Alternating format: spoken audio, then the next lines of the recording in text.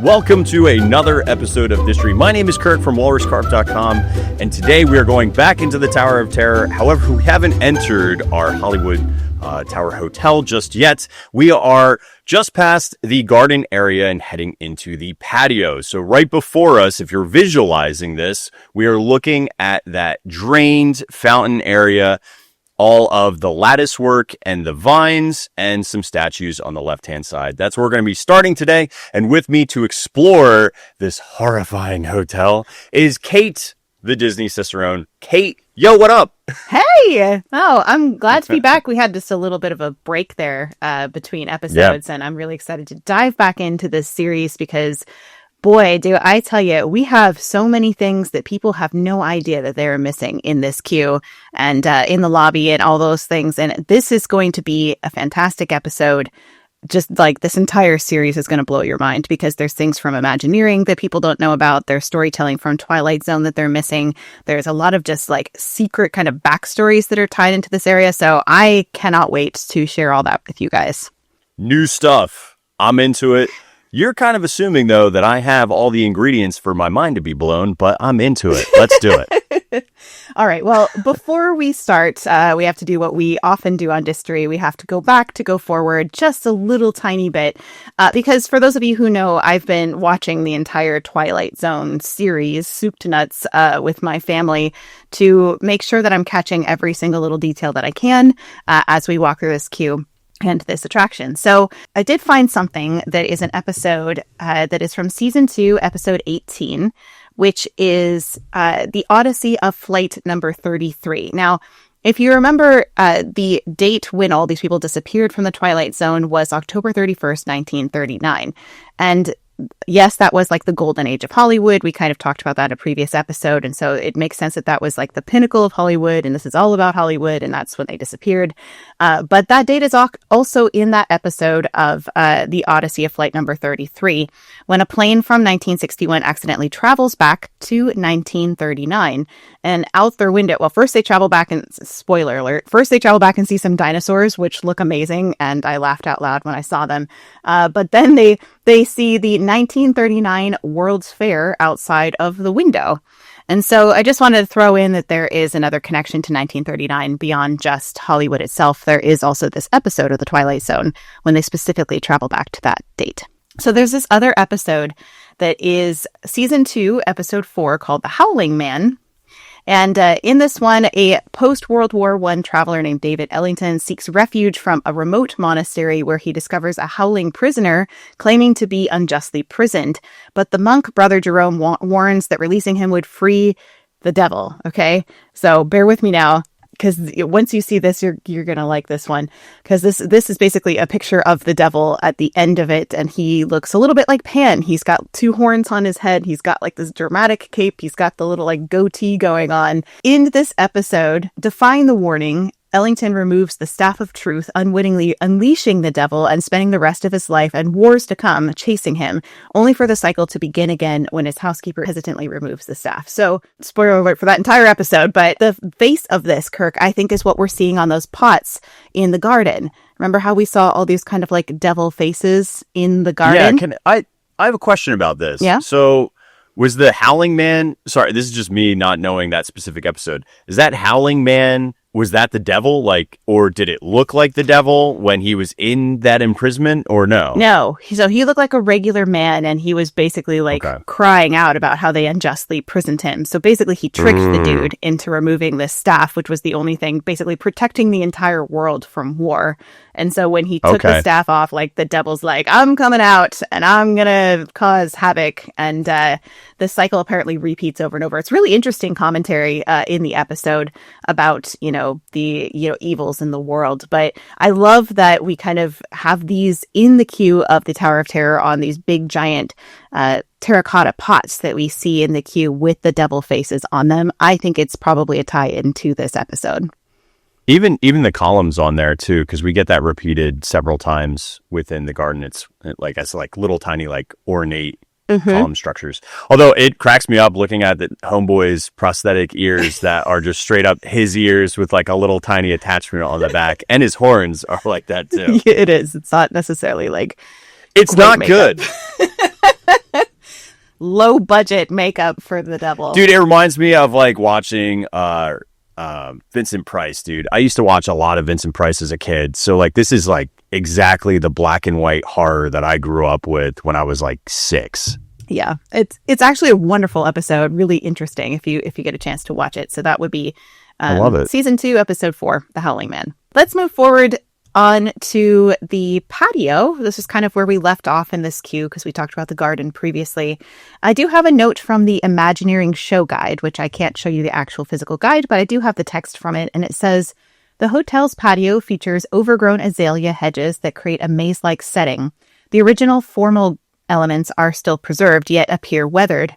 Antique plant labels and old broken statuary with patches of weeds rest among the shrubs. Azaleas, African iris, and Indian hawthorn. Dead, quote-unquote, oak trees, heavily laden with Spanish moss, reinforce the unsettling mood of the area. So that just gives us a little briefer overview of what we're stepping into here. And one of the main things we see here as we walk towards the tower is this pergola, the wooden structure that's supported by columns that we walk on either side of this dry pond, which we'll talk about in a minute. The word pergola has a Latin origin meaning projecting eave. The first pergola can be traced back to ancient Greece, likely a decorative way to shield from the searing sun. No surprise there. The 15th and 16th century Italian Renaissance period saw the resurgence of the pergola, gaining European popularity in the 17th century, and wealthy Romans built stone pergolas in the gardens of their villas with grapevines twisted around beams. So here's a couple pictures of what this looks like in the queue. Pergolas are typically a frame formed of vertical columns. Beams or posts set in an open lattice design. Beams are usually adorned with decorative plants such as roses or Japanese wisteria. So something that's going to climb or hang, look very decorative. Traditionally used as passageways, which is what we're seeing here, or to provide shade cover for seating areas. Some instances, the pergolas are not only used for shade, but also as a windbreak or protection from the wind. So if you're in a kind of open area as you're walking in, it will protect you from maybe a breezy area. Like I think of like underneath Spaceship Earth, Kirk, right? Like how that breezeway is like very windy. Very, very windy. That would be an example. John Evelyn, the English gardener and landowner, transmitted the term pergola to England when describing the Church of Trinita de' Monti in Rome.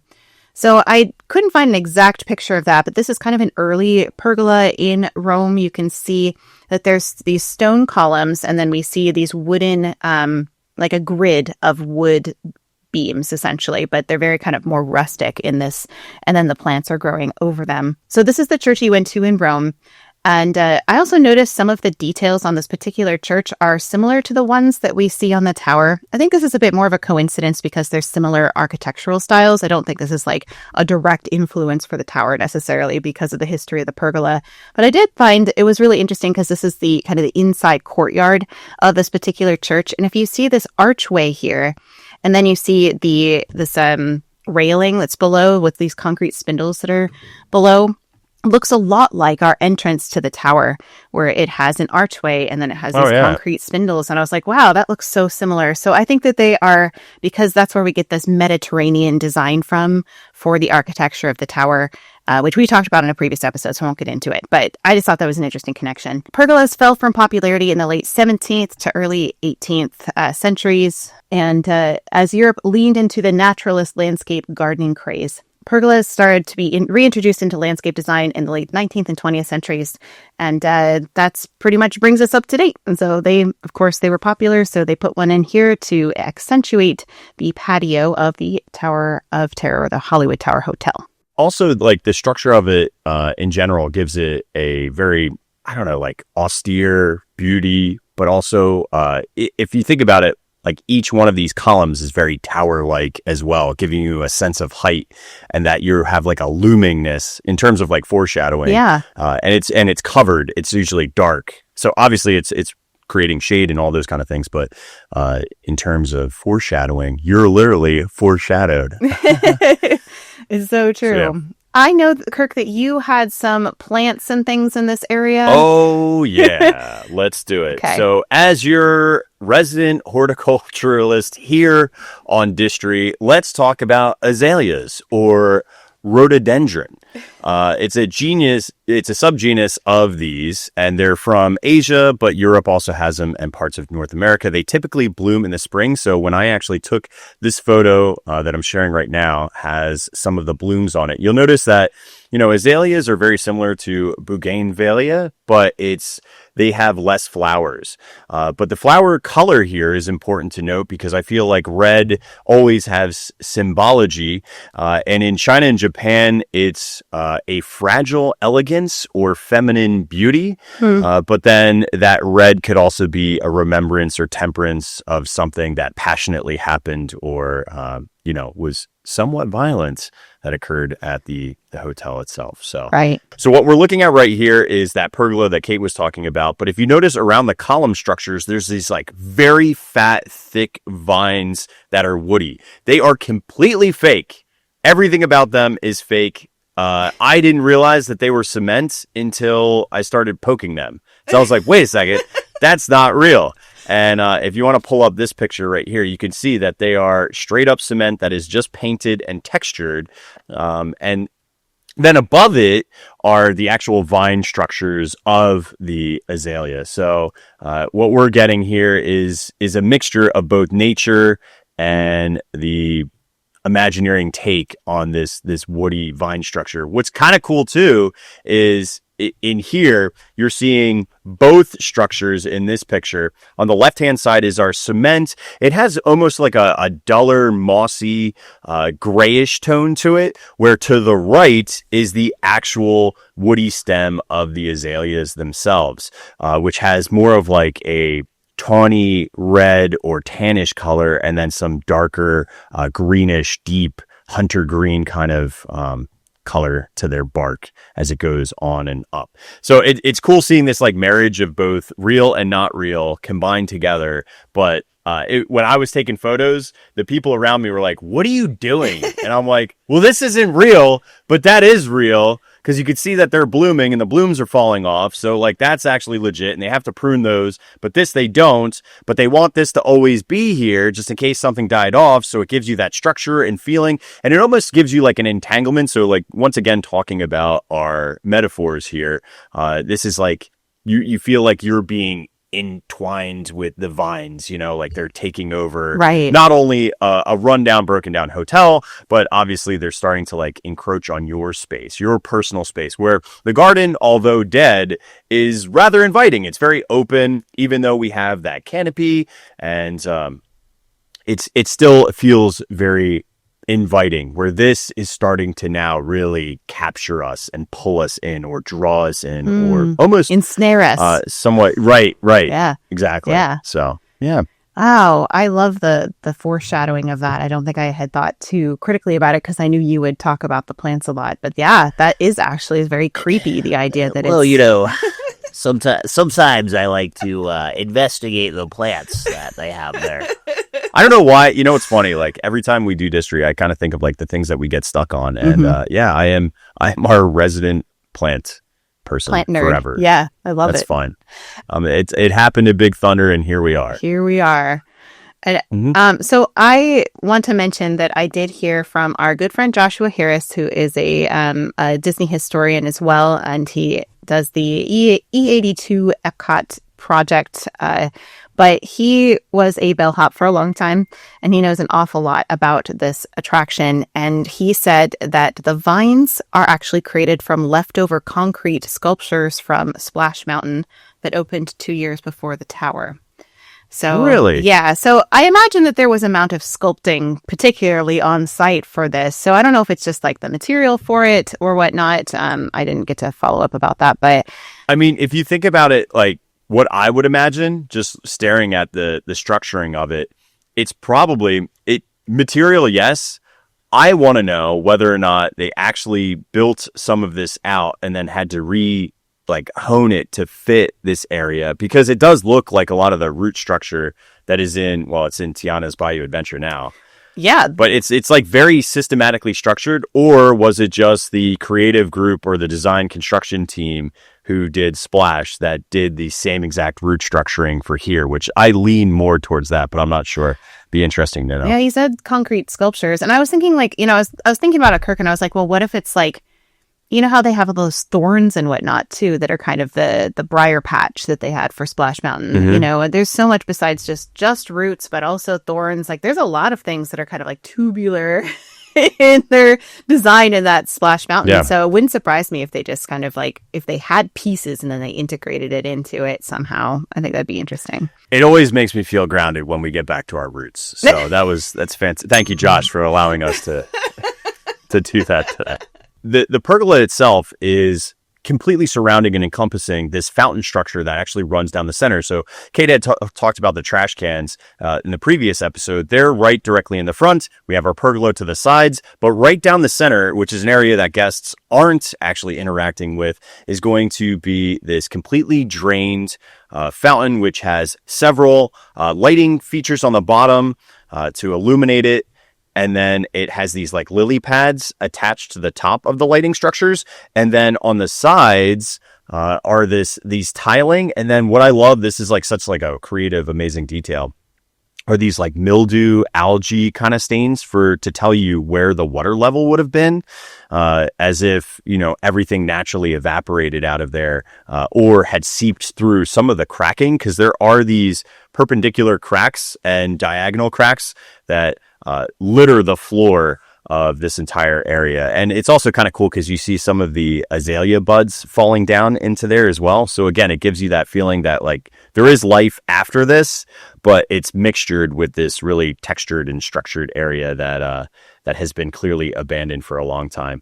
But the one thing I wanted to pull out of this are the tile work. So there's lots of cracks in it, and we see some of this tile work in the garden as well, but I wanted to find out what specifically type of tile this is. There's a Talavera, which is a Mexican variant. However, I think this is not to be confused with the Telenova. No. It's very romantic. This is the Azulo, which is a Spanish or Portuguese tradition for tile work. It comes from polished stone, so it's an Arabic word that means polished stone. It was brought to the Iberian Peninsula during the Moorish occupation from 700s to the 1400s, and then spread widely in Spain and Portugal, particularly in the Renaissance and Baroque periods. It was traditionally a tin-glazed ceramic tile, often blue and white with floral or geometric patterns. This style kind of erupted in when the Spaniards came over to Mexico. They shared some of their glazing and kilning techniques with the indigenous Mesoamericans over there, who started to hand paint the tiles often with cobalt blue, green, yellow, or black on white. So again, this is like fitting that whole entire like Spanish mission kind of vibe that we're getting from here, right. And would obviously fit that 1920s and wealth and opulence, because most of these were hand painted. If you actually look at each one of the tiles that are in here, none of them are identical, giving me the impression that they purchased hand painted tiles for this as well. Yeah, and considering how much money they spent on this attraction, it wouldn't surprise me, especially knowing what they spent on the lobby, which we'll get into.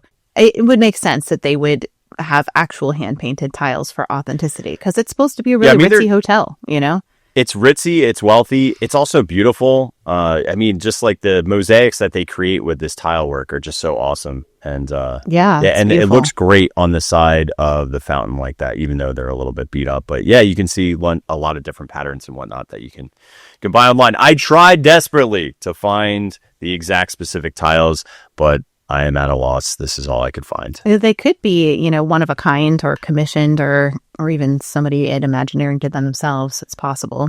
Interesting. I love that. Yep. Mm-hmm. So I have just a few thoughts on the fountain itself, which is actually called the Dry Pond, is the official name for this area here. You mentioned the algae on the outside. It's interesting because sometimes that water line with the algae, which is very clearly painted on, it's not actual algae. Sometimes it's there and it's really, really prominent, but it seems to like fade over time. Because I have some pictures like this one where there really isn't much of one at all. It does look like it was dirty where there was water in there, but it's not like super in your face. There's algae in this pond, or there was water in here. So it's interesting that like they might have to refresh it every so often just to get it to look like it's supposed to. But I also saw this one back when the attraction first opened. These lights were actually on in this dry pond. Have you ever seen these lights on? Are they on in the evening? You know what? That's a great question. I'll have to check because I've never noticed them being on, but they probably do. They probably do turn on. So I've seen them on, but then all the other pictures I have, of course, they're in the daytime, but they're all off. So I don't know if that was something that they've changed or it's just the time of day that these photos were taken. I'm not sure. So some little research to do. I'm noticing something for the very first time about the coloration of them. Mm-hmm. What material oxidizes and turns green over time? Bronze. Do you know what I'm talking about? Is it bronze? Do you think they're bronzed? Yeah, they could be. Because if you look at my photo, these look newer though.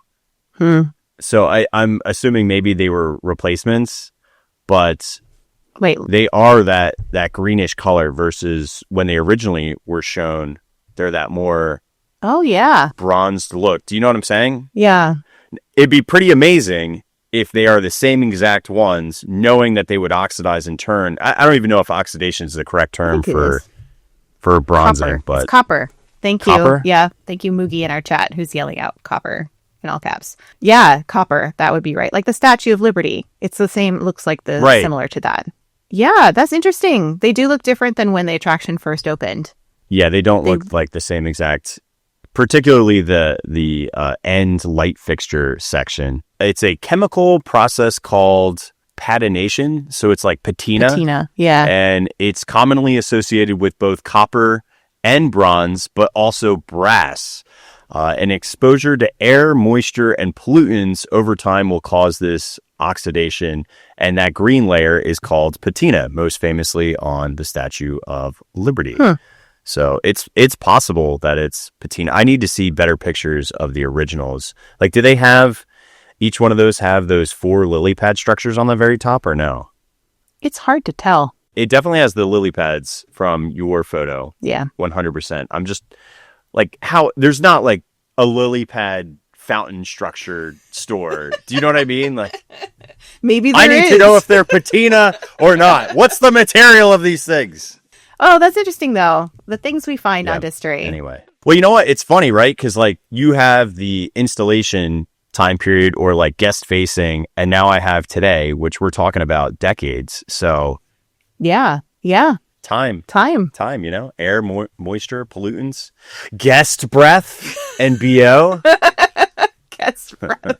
I want to talk a little bit about what we see at the end of the dry pond if we're looking down the center, which is not a view that you really like see very much because you're shuttled into the sides of this.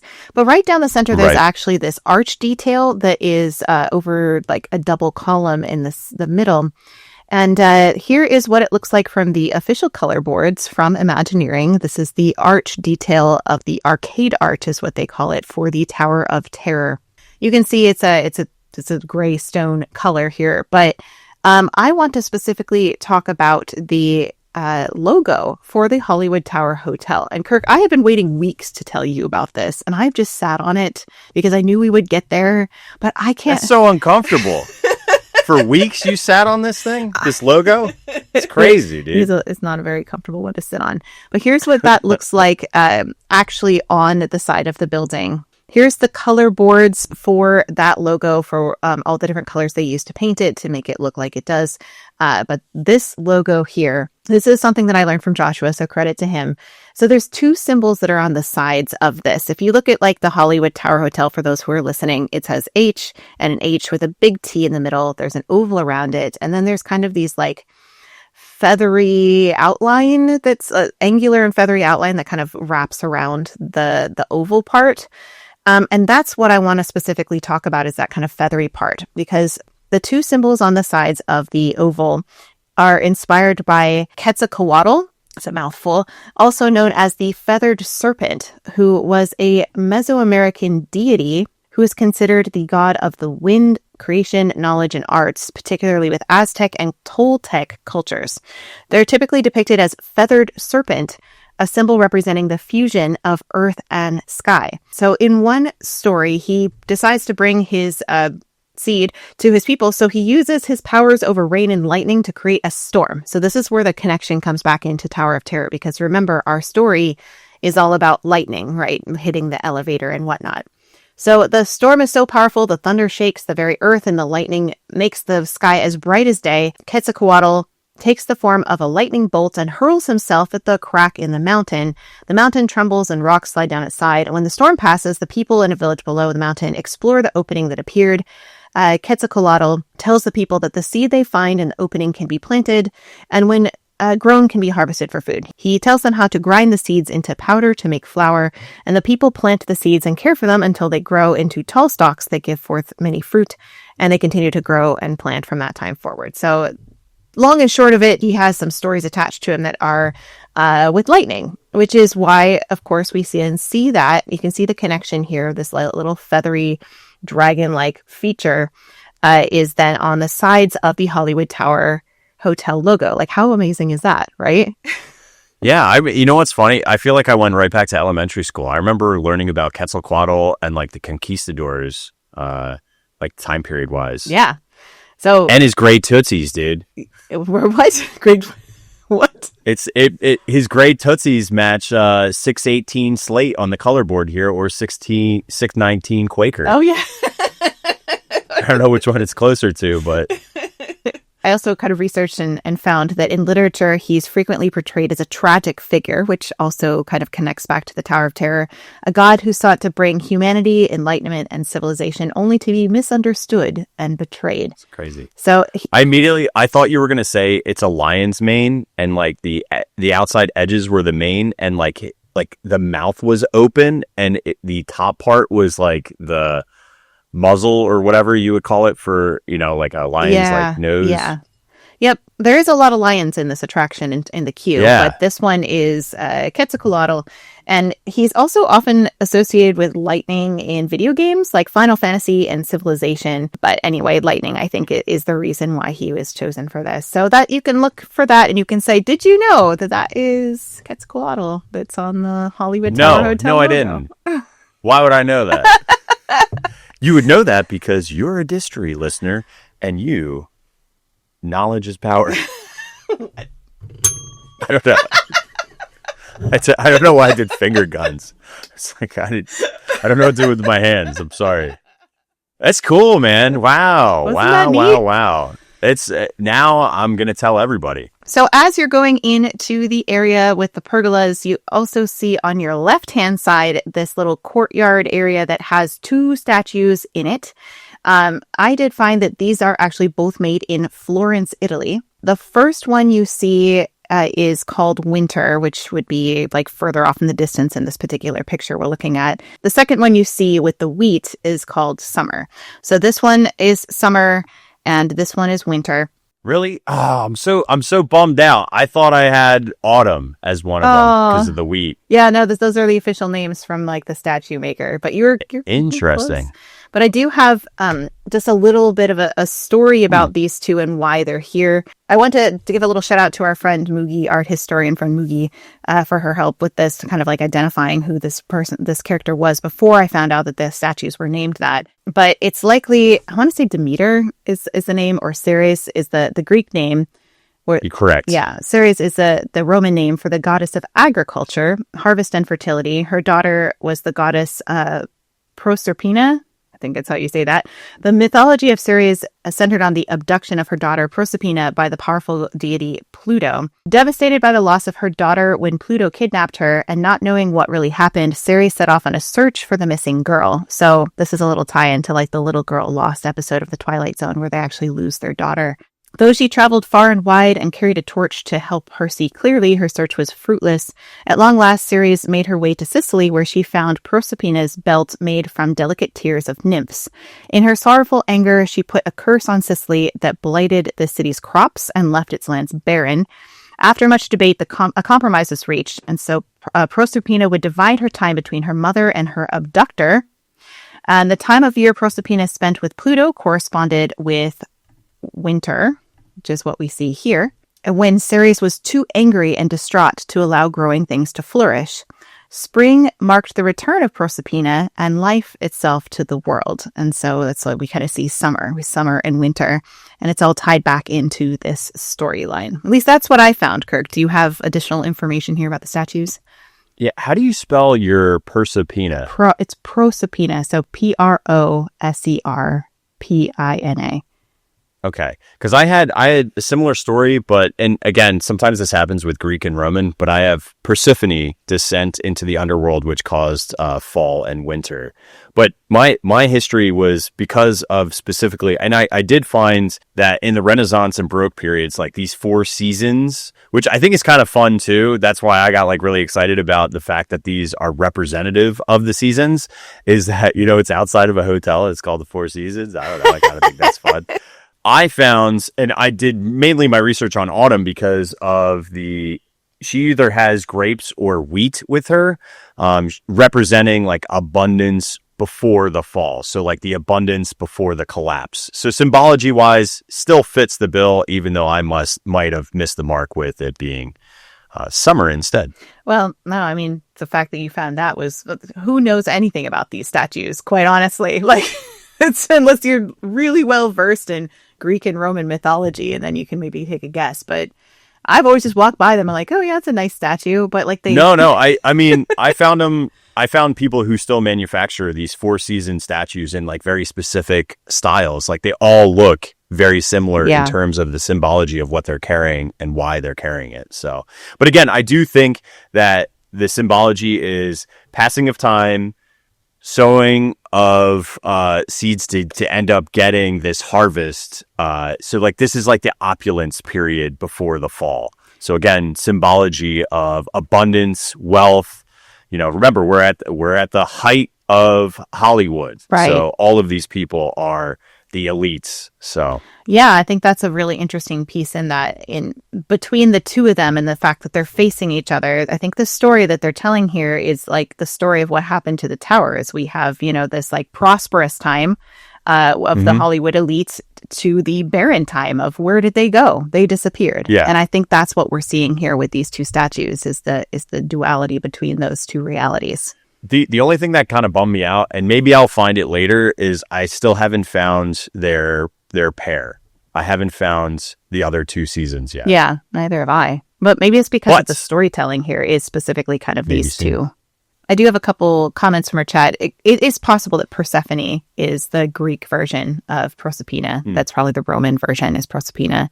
And yeah, I always get screwed up because they like intertwine in terms of language. Like I always thought about like Dionysus and like Bacchus were like so aligned, and I always just called him Bacchus because that's how I learned it when I was in college. So I just always kind of rolled with the Roman stuff. Yeah. Before we move into the veranda, I think it's important that we take a quick little break and just chat about some of the things we got going on over at Walrus Carp and Disney Cicerone. So what's going on there for you, Kirk, these days?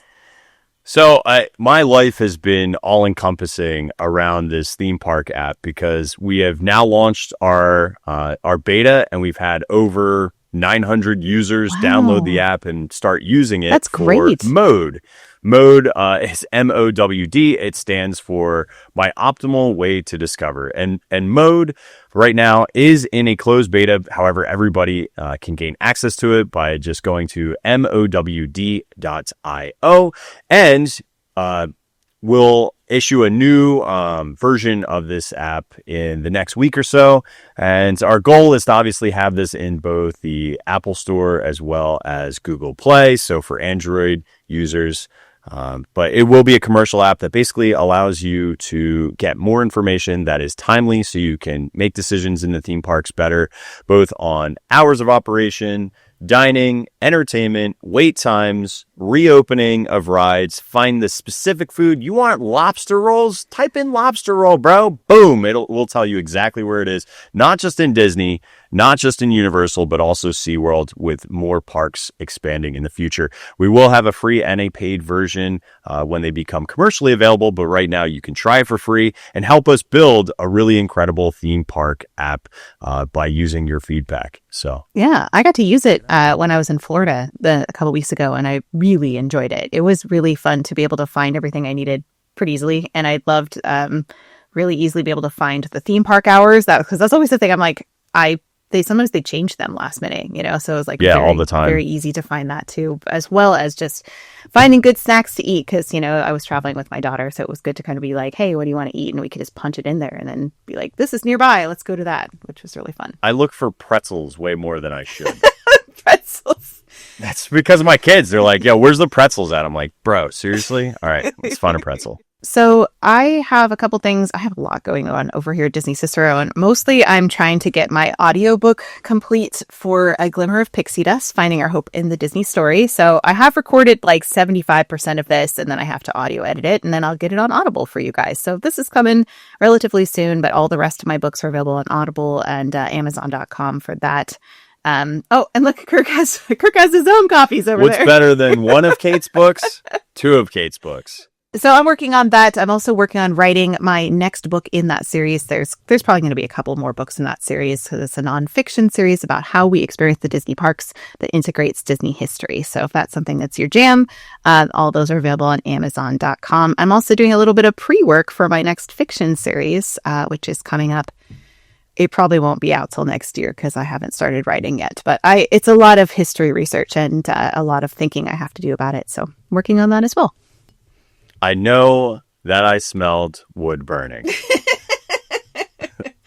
My dad used to always say that when I'd be like thinking and not talking, he'd be like, yo, you thinking over there? I'm like, yeah. He's like, I know I smell wood burning.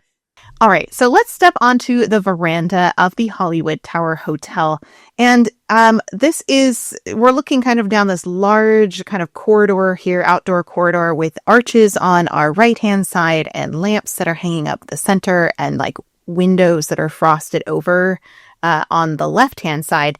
And I did find this, Kirk, which is a lobby elevation for scene 1, which according to the storyboard, we're still in scene 1. And you can see the archways, and then they planned the lamp to hang in the center of all of them. I wish I could read this text in the center and tell you what it is, but I can't. It's illegible. But just thought I would show you what that was their vision for what we see here as we're looking down this direction. Yeah, that's fun. Did you find anything about the flower stanchion post design at all? The what? Like the stanchion post, the top of the stanchion posts. I didn't even notice they exist. Yeah. So. Oh, they're so neat. Yeah. So they're cool. The stanchions themselves have these little kind of like almost flower tops to them, or like umbrella tops with a little scalloped edge. And I tried to look up what this could be, and I was wholly unsuccessful. But it's interesting here that they look like they were painted black and they were painted with patina rather than actually having natural patina. Patina is your word of the day for Distory. But I don't know. If you look below it, though, doesn't that look like a bronze, brass, or a copper? Like, especially on the edges or on the bottom, particularly of this picture. Yeah. But the top for sure looks like it's painted. Like, it does not look natural patina to me. But I don't know. Maybe. Kind of looks like a ballerina mug or a ballerina with one leg. It honestly, the whole thing looks painted to me. It doesn't look natural. They are neat, dude. I need to look these up. I have never ever. I mean, I've passed by them a million times, but because they're not little bats, I don't care. Right? Is that who I am? Right. Is that the kind of guy I've become? You need bats to care about your stanchions. For those that don't know, we're talking about the Haunted Mansion bat stanchions. Probably the most famous stanchion of all in Disney, at least. But they are the Haunted Mansion ones are brilliant, though. So to be fair, they are great. They are fantastic. So beyond that, I have a little bit about this cornerstone marker. If you don't mind me chatting about that for a second. Nothing would do me the pleasure more than hearing about this cornerstone marker. I'm stoked on it. Again, you know what's so funny? I say this every single time. There's something about when you and I look at the exact same research material, what I fixate on or what you fixate on is so fascinating to me, and I absolutely love it because I feel like a lifelong learner. Every time I look forward to the show because not only do I feel like I have things to share, but I personally like listening to Kate talk about like really innocuous, like really minute details. So this is very cool.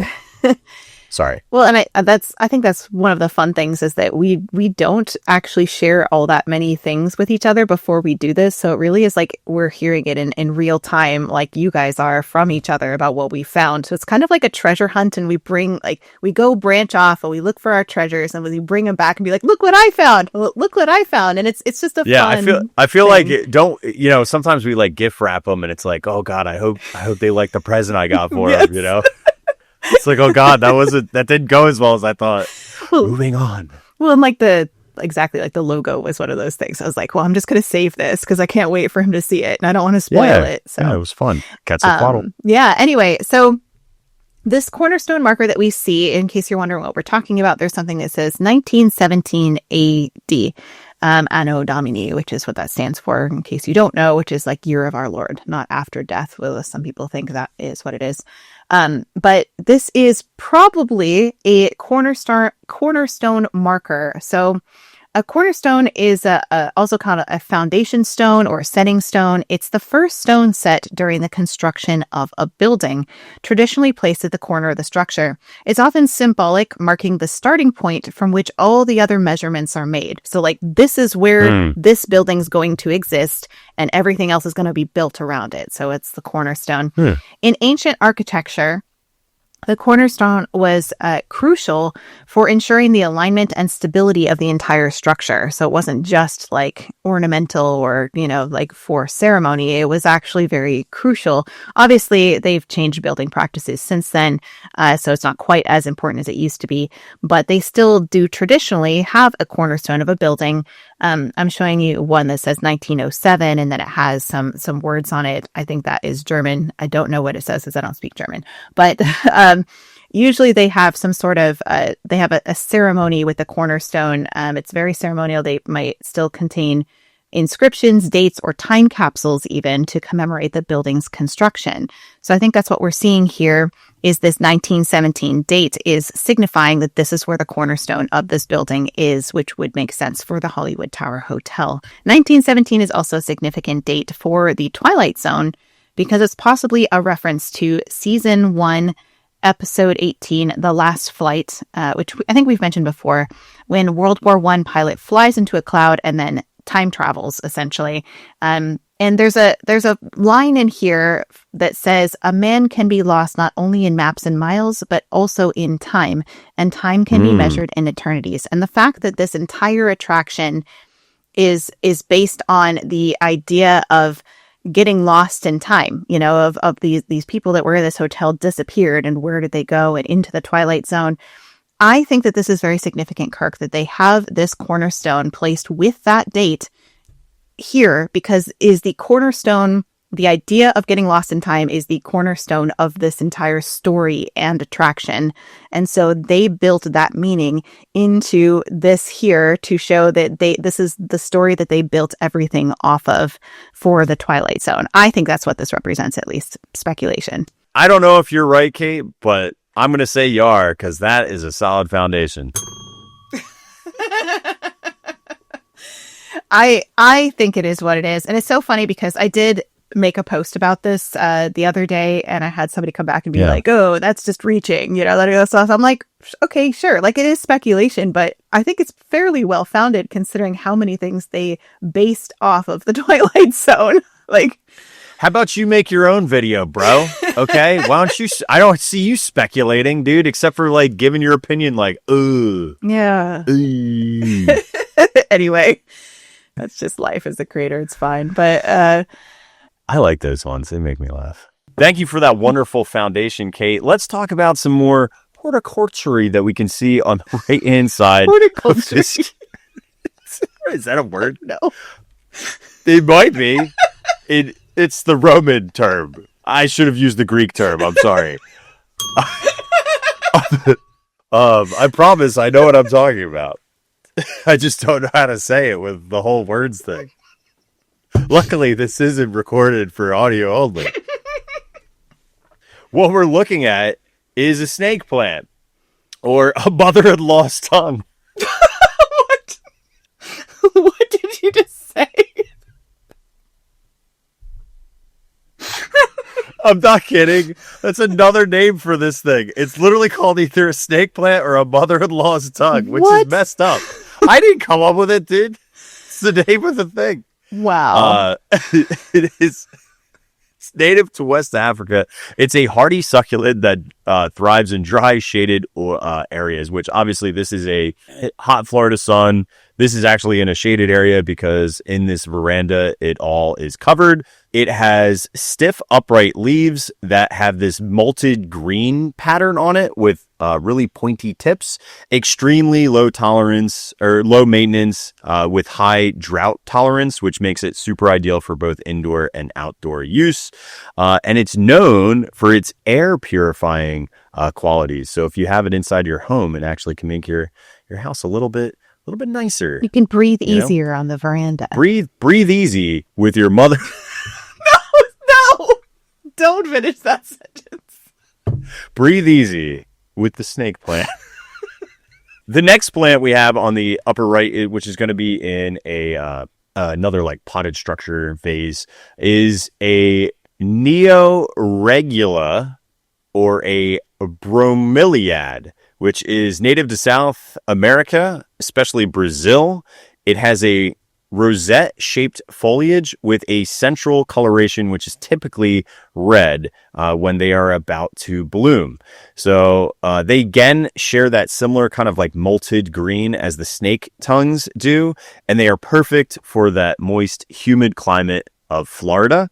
And I found another picture of what these kind of look like. And when you have a ton of them in a row, you can notice on the outstretches of this, that big bright red in the central location. But these ones haven't bloomed in front of us, and they have like this really vibrant, almost crimson purple to the center, which I think, again, really fun scene place holding. And again, these things are just super, super easy to grow and have in Florida. But there's that central red. It's kind of weird because it doesn't have like a natural flowering when it blooms. It just like kind of changes the inner leaf color, which still maintains that like the texture of it's really smooth but rigid on the side, almost like a cactus. Yeah. But it's all just a leaf structure, but it gets this really, really bright, vibrant red, which I love. Yeah, I love that. And then last but not least, on this veranda, we're going to talk about the foxtail fern, which is super cute. It's called the foxtail fern,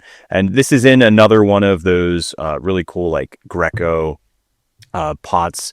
And it almost looks like a kid with like a cornucopia and a bunch of like fruit below them. I'm not really sure what the symbology is there, but I would go again with like opulence or overabundance.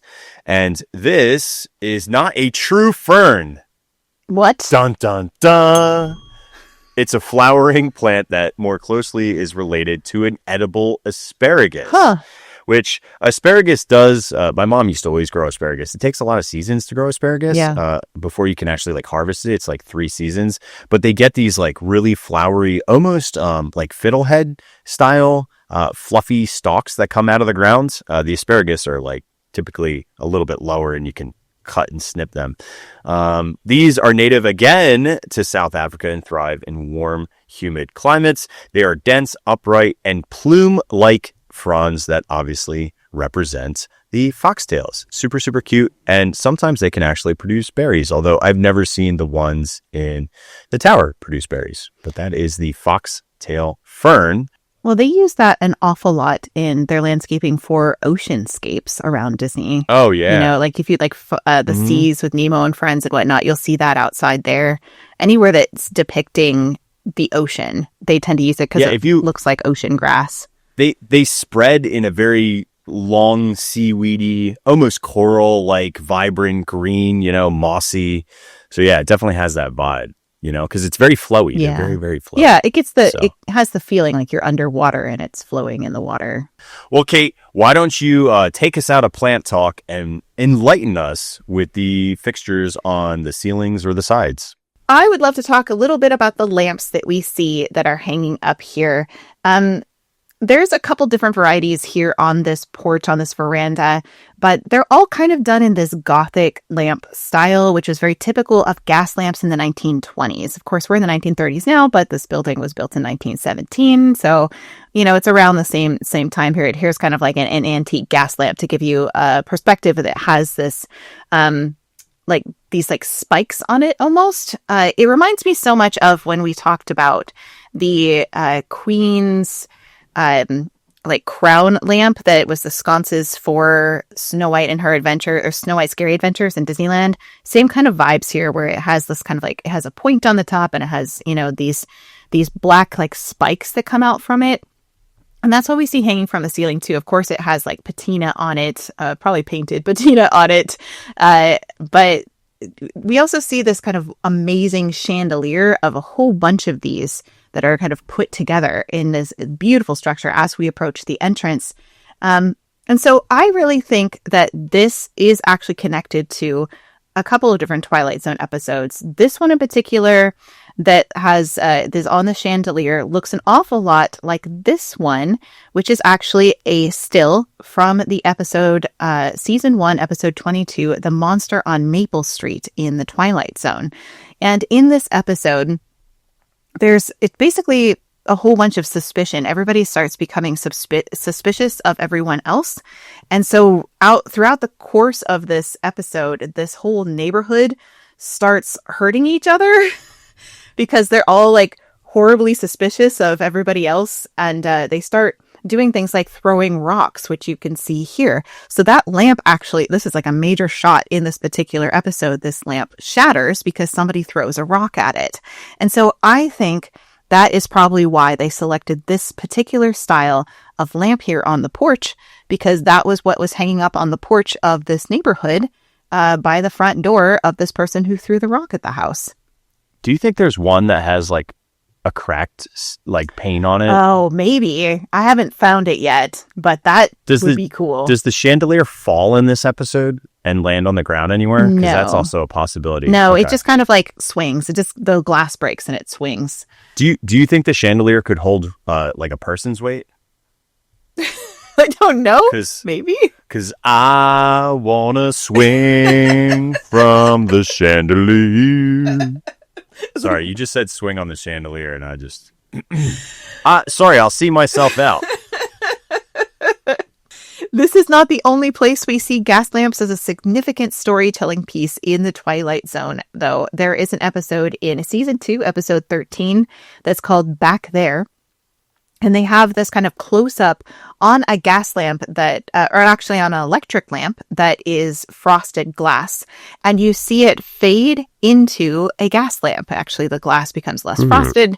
You can see through it and you can see the flame in the middle. So it's like it transitions. That's how you know you're going back in time, is from this scene with the frosted glass to this one with the gas lamp. So gas lamps in general are important plot points for the Twilight Zone. So to have them kind of all over this porch makes so much sense when trying to tie this story in with the Hollywood Tower Hotel. So, and the Twilight Zone. That's mainly what I have about the lamps, unless you have anything else you want to share with them. That's cool. Yeah. That's awesome. They definitely are place setting and pulled directly from those episodes of the Twilight Zone. Very, very cool find. Yeah. Thank you. All right. Do you want to talk a little bit about lions? I know Kate is a huge fan of this one piece of the veranda, which is this little lion that you can actually attach chain to or rope to. There's only one in the entire outside section, which is kind of interesting. But I did find more to be to be described at a later time. But I found more of these. There's not just one, which is kind of cool. Okay. But this is a brass lion head doorbell plate, but this was retrofitted to actually hold like rope or a structure so that they could like chain it across. But you could also use these things as, we saw them as door knockers. They use them as fountain spouts. They could be on sconces. And the lion has a representation of strength, protection, nobility, and guardianship. But a lot of times these back plates were used as door knockers. I remember, when I was growing up, I used to watch Labyrinth, man. And I just remember that guy, like they would have like the two giant brass rings. The one had him in his ears and he couldn't hear. And the other one had it in his mouth and he couldn't talk unless he pulled it out of his mouth. That's what this thing always reminds me of. It reminds me of that. Did you ever see that like Beauty and the Beast, a show from like the 90s where the beast looked like the one lion? where he lived in the sewer in Central Park? That's what was that all that's about? That's what it reminds me of, because he kind of looks like this. Yeah, that was a weird show. It's more of a frumpy lion, My mom loved that show. She was obsessed with it. So I think I've seen a lot of it. It was like weird daytime drama. It was. I have a picture here from back when this attraction first opened, around that time, and you can see what it looked like back then. I had a little bit less patina on it, and it was a little bit more bright, but that's where you can find it, is where they chain off this particular staircase. So here's also a really great shot of what that looks like without any people in it, which is pretty rare to see. From the Imagineering show guide, it says, guests continue onto a balcony that takes them around the front of the building to the hotel's main entrance on the second floor. Here, guests find the Hollywood Tower Hotel's main entrance doors to be wide open, like a gaping maw of a predator on the prowl. Against the better judgment of any sensible person, they enter the hotel. Which these doors, ironically, are not open in this picture. That didn't work out very well. And I do have this really early concept art, Kirk, from the hotel entrance. This is actually this is by Steve Abernathy in 1991, and this is the Hollywood Haunted Hotel concept. So this is back when they had kind of the free fall version of the attraction, and they were coming up with different ideas before they switched to the elevator. This is what they had planned. And so I thought it'd be kind of fun to just pull this up just to show what this was going to look like before they adjusted it. And actually, there's a lot of things they pulled from it. We do see a hotel logo sign there on the base of the kind of post on the side that isn't exactly like our logo, but looks like it has similar elements to it with like the curls and whatnot. There is a lamp that is hanging up in the archway, although it's a singular one instead of a chandelier. We do have the archway entrance, which if this is what the color boards look like for the entrance of the Hollywood Tower Hotel. And you can see we have this beautiful arch with like these kind of double columns on either side that are spirals. And I just kind of love looking at this, Kirk, and then looking at like that really early art for this other version, because there are similarities that they pulled over, these archways and whatnot. And I just think it's really interesting. Yeah, the tile work stayed the same for the ceilings or the roof. Yeah. So a lot of the influences, it wasn't just like they didn't start from scratch. They really did build on this previous concept as they developed the entranceway to this hotel. Yeah, the other thing too is the big structure that I wish we had are those gargoyles that are looming overhead. That's just like completely removed. Cool. Yeah. There are no gargoyles, and I am a big, big gargoyle fan. Yeah, there's gargoyles, and then there's like a recessed, I want to say statue, urn, that's above the doorway as well. But we do see, interestingly enough, Kirk, we do see on the right-hand side, I thought you'd be interested in this, is this tree that looks almost vine-like that is twisting up towards the sky, which we did obviously see in the garden quite a bit. So I think probably came from Splash Mountain, you know what I'm saying? They're like, what do we do with all this extra concrete? I don't know. Just throw it in the artwork. Get rid of it somehow. Anyhow. The other thing is with talking about cement work is they do show that exposed brick, which we had seen multiple times in the queue sequences on the walls that hold up the bedding structures that are about middle height. So yeah, that's true. So the crumbling stucco work or whatever that they have is present here really early on in 1991. So I think that's probably a good place for us to pause this particular episode before we head into the lobby, which is going to have an incredible amount of detail, as it is one of the most expensive rooms in all of Disney. And we'll find out exactly why as we dig into the details of the antiques, the stories, the history, where they got these things from. It's going to be an incredible journey through the lobby, and you're not going to want to miss it. Kirk, do you have any final thoughts here as we wrap up the patio and veranda? I'm going to be honest. I'm just really excited to do the lobby because I think that's probably one of the most significant of all of the standby queue experiences that you can have outside of like the stretching room. Maybe I'm personally biased, but I think most people, when they walk in there, that is a big Christmas morning moment for them. Yes, absolutely. It's sad that we don't get more time in that room, considering the amount of detail that is in it. I always feel like I wanted to stay in there and like stare at it for a while.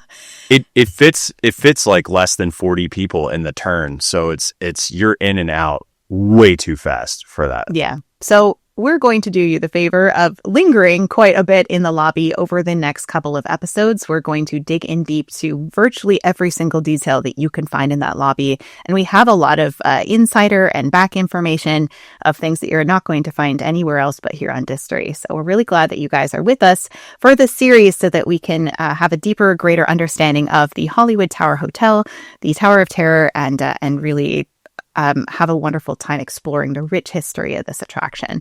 So thank you all for joining us for this episode of Distory. We hope you really enjoyed seeing some of the things that are in the lines that you can maybe point out to your family, and the Quetzalcoatl and the statues and all the plants and whatnot. So thank you for being with us. And next time we'll step right on into the Hollywood Tower Hotel and we will check in for another episode of Distory.